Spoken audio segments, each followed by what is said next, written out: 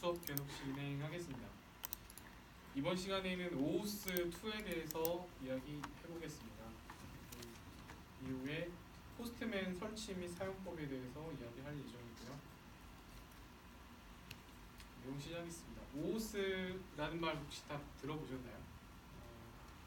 OOS라고 하면 웹이나 모바일 데스크탑 어플리케이션에서 안전하고 표준화된 방법으로 안전하게 인증할 수 있는 개방형 프로토콜로 사용자가 페이스북이나 트위터 같은 SNS 등 인터넷 서비스의 기능을 다른 어플리케이션, 데스크톱, 웹, 모바일에서도 사용할 수 있게 한 것입니다. 다음은 대표적인 인터넷 서비스 기업에서 사용하는 OOS 버전을 정리해봤습니다.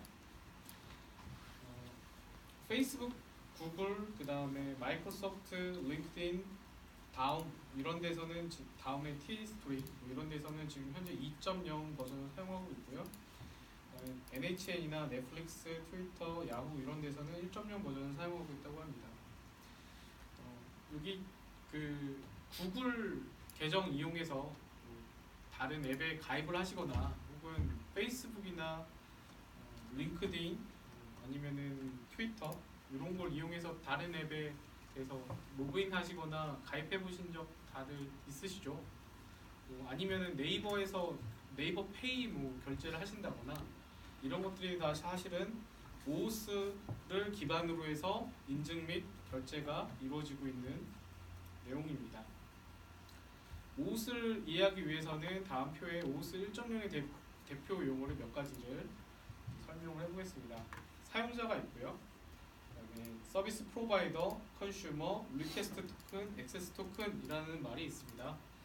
유저는 서비스 프로바이더의 계정을 가지고 있으면서 컨슈머를 이용하려는 자를 유저라고 합니다. 그냥 일반적인 사용자를 유저라고 하는 거죠. 서비스 프로바이더는 OOS를 사용하는 오픈 API를 제공하는 서비스가 됩니다. 흔히 말하는 트위터나 페이스북, 네이버 이런 기업들이 서비스 프로바이더에 해당하게 됩니다.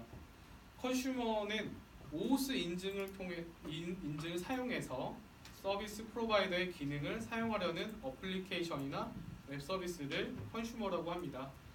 예를 들면 네이버 페이가 적용된 웹 온라인 스토어라든지요, 아니면은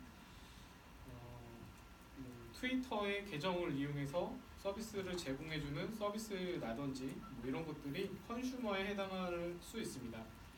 리퀘스트 토큰과 액세스 토큰이라는 말이 있는데요. 리퀘스트 토큰은 컨슈머가 서비스 프로바이더에게 접근 권한을 인증받기 위해 사용되는 값이고요. 인증이 완료된 후에는 액세스 토큰으로 교환하게 됩니다. 예를 들면 트위터 계정을 사용하고 있는 주소록이라고 하는 프로그램이 있다라고 할게요. 주소록에서는 주소록이 컨슈머가 되고요. 그다음에 서비스 프로바이더는 트위터가 됩니다.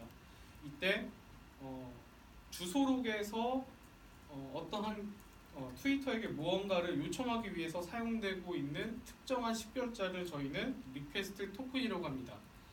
그리고 이거에 대해서 승인이 이루어지고 났을 때 승인에 대한 이후에 접근할 수 있는 키로 사용되는 애를 저희는 액세스 토큰이라고 합니다. 인증 후에 컨슈머가 서비스 프로바이더의 자원값에 접근하기 위한 키를 포함하는 값이고요. 이후에 모든 API는 이 키를 통해서 이루어지게 됩니다.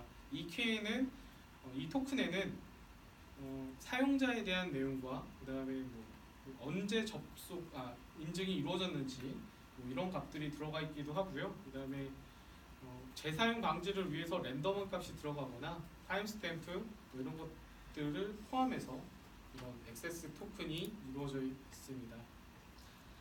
OOS 1.0은 주로 플리커의 플리커 OS 그리고 구글의 OS 서브와 같은 기존의 독점 프로토콜에 기반을 두었으나 수년간 사용으로 인해 제한된 부분과 혼란스러워하는 세 가지 주요 영역에서 프로토콜을 다시 검토하고 개선할 수 있게 되었습니다. 현재 나와 있는 OOS 2.0은 드래프트 단계에 있는 것으로 OOS 2.0은 1.0과 호환되지는 않지만 인증 절차가 간략하다는 장점이 있습니다. 아직 최종안이 나와 있지 않음에도 여러 가지 인터넷 서비스에서 이 OS 2.0을 사용하고 있습니다. 1.0과 2.0에 대해서 가장 큰 차이점에 대해서 정리를 해봤는데요.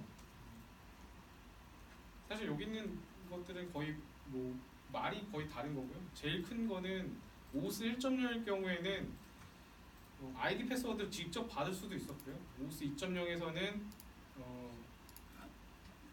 컨슈머가 아이디 패스워드를 받지 못하도록 하는 게 가장 큰 차이점입니다.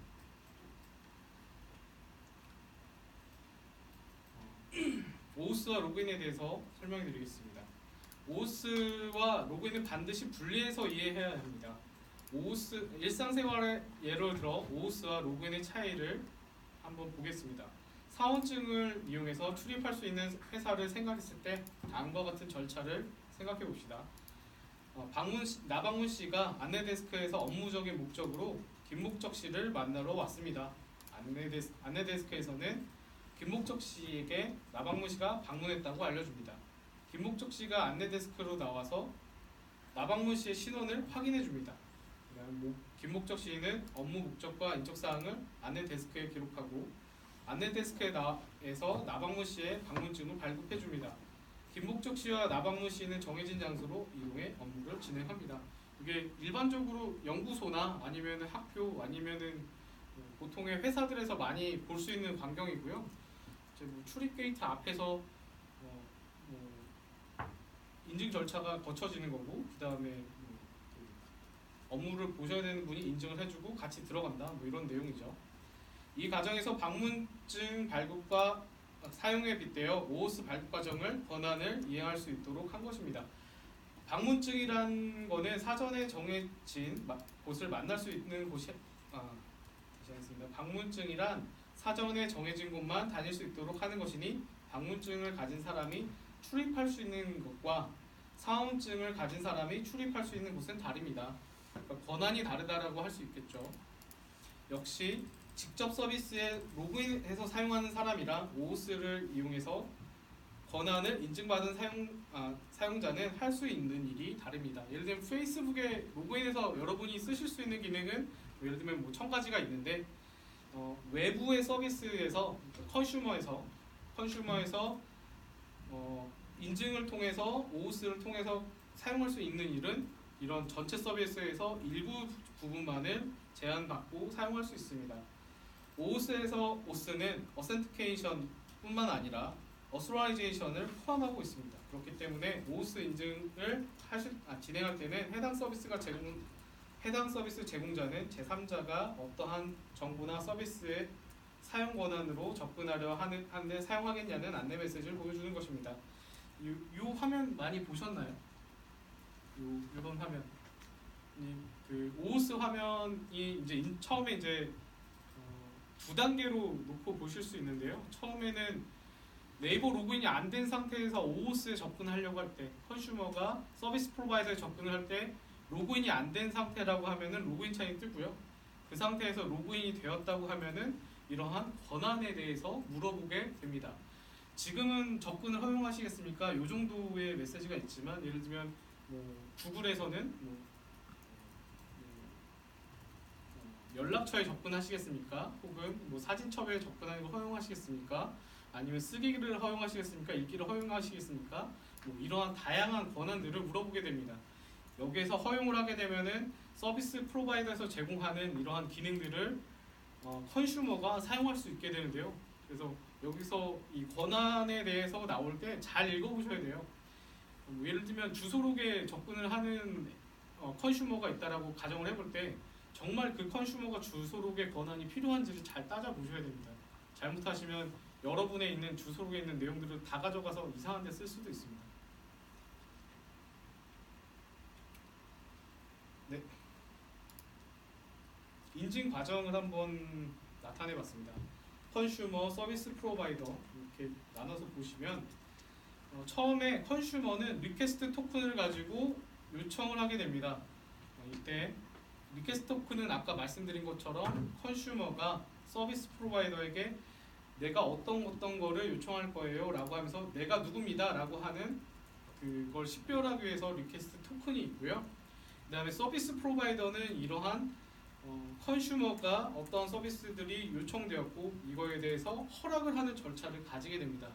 이때 사용자 UI로 어떠한 권한에 대해서 허용하시겠습니까? 라고 물어보게 되고요. 이때 네 라고 하게 되면은 grant 권한을 주게 되는데요. 이때 리퀘스트 토큰을 리퀘스트 토큰에 의해서 인증이 됐다고 판단이 되면 액세스 토큰을 발급하게 됩니다. 지금 흐름이 C 과정을 지나서 B 과정으로 왔습니다. 이렇게 됐을 때 액세스 토큰을 이용을 해서 서비스 프로바이더의 컨슈머가 여러 가지 기능들을 요청을 하게 되고요. 이때는 서비스 프로바이더가 액세스 토큰에 의해서 얘가 어떤 권한이 확인되었는지에 따라서 해당 기능들을 제공을 해줄 수 있습니다.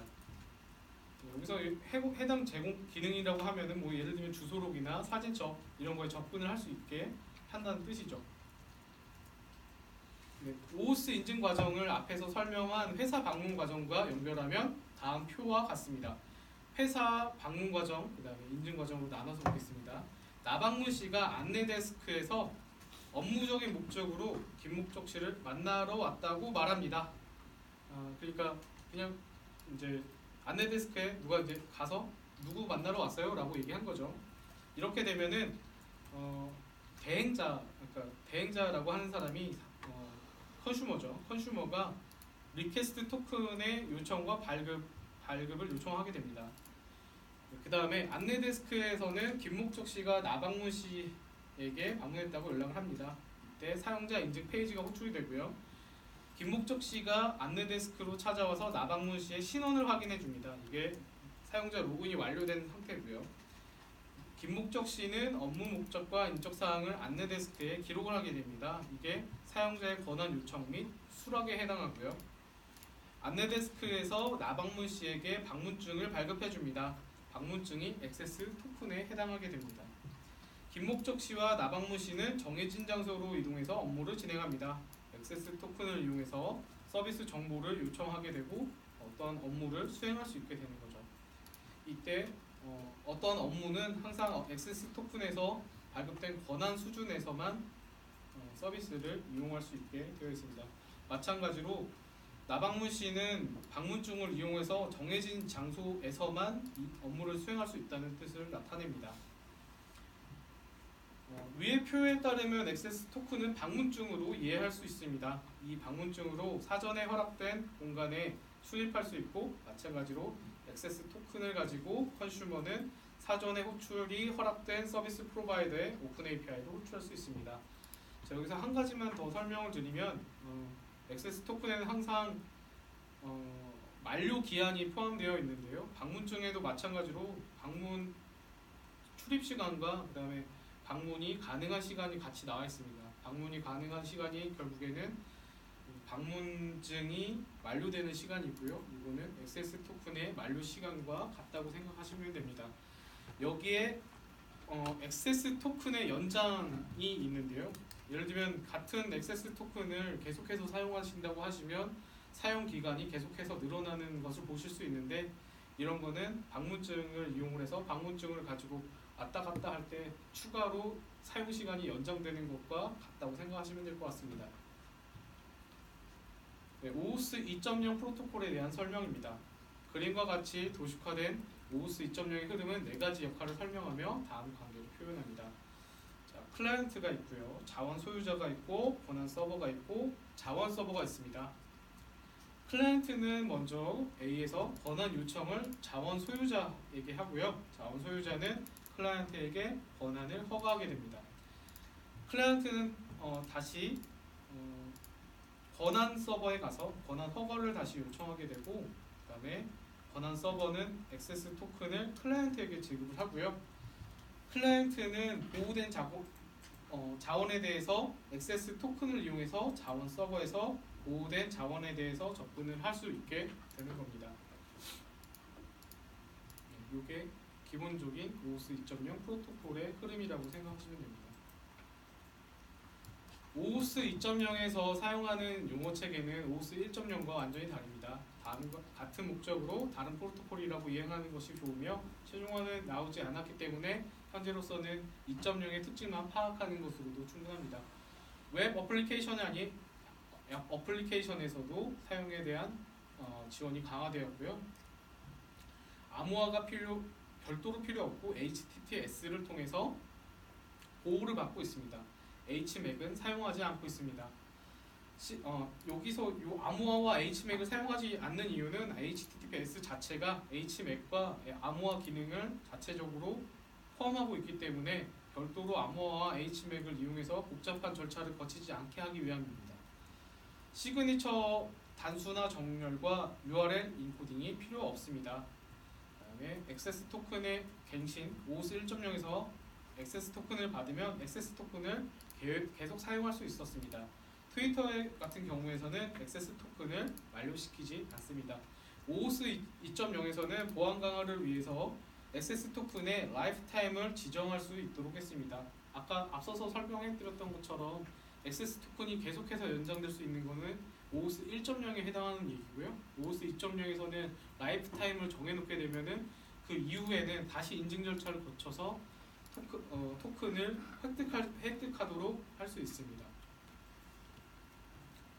오오스는 요즘에 인터넷 생태계의 주요 요소로 자리하고 있습니다. 오오스로 인한 인터넷 서비스의 변화를 보면 신생 업체들은 고유의 인증 방식을 사용하기보다는 페이스북이나 트위터의 인증을 사용하고 있습니다.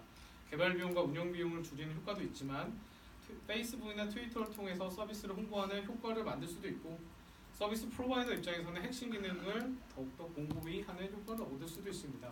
우리나라 같은 경우에는 좀 다른 이유긴 한데요.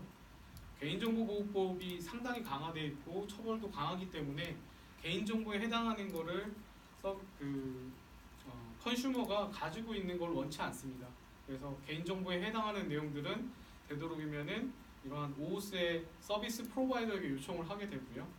이런 정보를 가지고 있지 않음으로써 서비스를 하는데 비용을 줄일 수 있는 방법으로 사용되기도 합니다.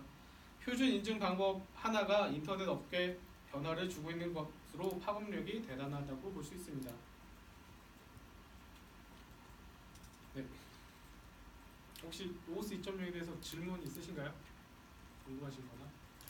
없으시면 포스트맨 설치 및 사용법에 대해서 계속 진행하겠습니다. 포스트맨은 개발한 웹 API를 테스트하고 테스트 결과를 공유하여 API 개발의 생산성을 높여주는 플랫폼입니다. 포스트맨 써보신 분들 있으신가요? 없으신가요? 네. 포스트맨 웹 개발하시다 보면은 웹의 단위 기능을 테스트하기 위해서 포스트맨이라고 하는 걸 많이 사용을 하기도 하고요. 기업에서는 포스트맨의 테스트 케이스들을 다 정의를 해놓고 이 웹 RESTful API나 웹 API들을 테스트하는데도